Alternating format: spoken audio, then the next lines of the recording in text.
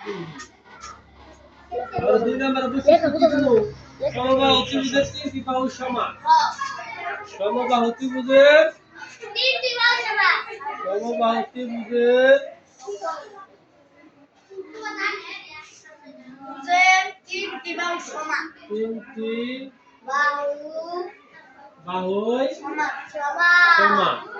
সমবাহু ত্রিভুজের তিনটি বাহু কি সমান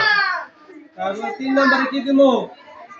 সমবাহু ত্রিভুজের তিনটি কোণের সমষ্টি দিলাম 180 সমবাহু ত্রিভুজের তিনটি বাহু সমান লিখলাম আর কি লিখমু সমবাহু ত্রিভুজের প্রতিটি কোণ 60 ডিগ্রি করে সমবাহু ত্রিভুজের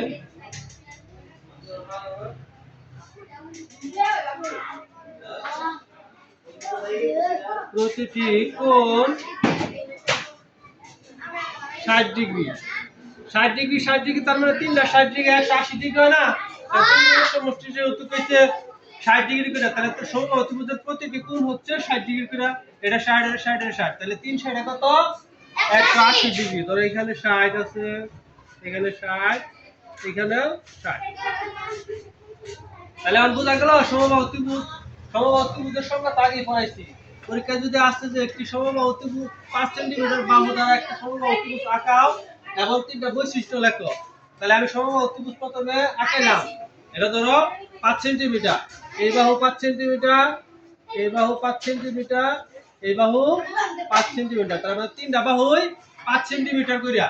তাহলে বলছে তারপরে কি বলছে তিনটা বৈশিষ্ট্য তাহলে তিনটি বৈশিষ্ট্য হলো সমবাহু ত্রিভুজের তিন কোণের সমষ্টি 180 সমবাহু ত্রিভুজের তিনটি বাহু সমান সমবাহু ত্রিভুজের প্রতিটি কোণ হচ্ছে 60 ডিগ্রি করে সমকোণ বলা যাবে না যদি এই বাক্য তোমরা না লেখো এই বাক্য না লেখো যদি সমবাহু ত্রিভুজের প্রতিটি কোণ সূক্ষ্মকোণ তাও কিন্তু হবো সমবাহু ত্রিভুজের হ্যাঁ সমবাহু ত্রিভুজের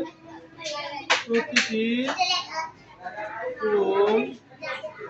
সূক্ষ্মকোণ তোমরা যেই বাক্য লেখো সবটা ওটাও রাইট